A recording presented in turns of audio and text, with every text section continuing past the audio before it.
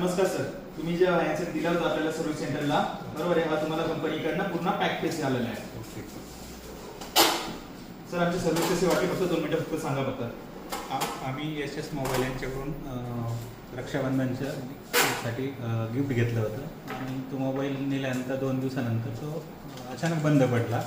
आम्ही परत त्यांच्याकडे घेऊन आलो आणि त्यांनी तो कंपनीकडे पाठवला आणि ते कंपनीनं आमचा मोबाईलचा प्रॉब्लेम काय असेल ते नाही बघितलं, त्यांनी नवीन पीस आम्हाला बदलून दिला. आम्ही SS कंपनीचे आभारी. धन्यवाद. पोस्ट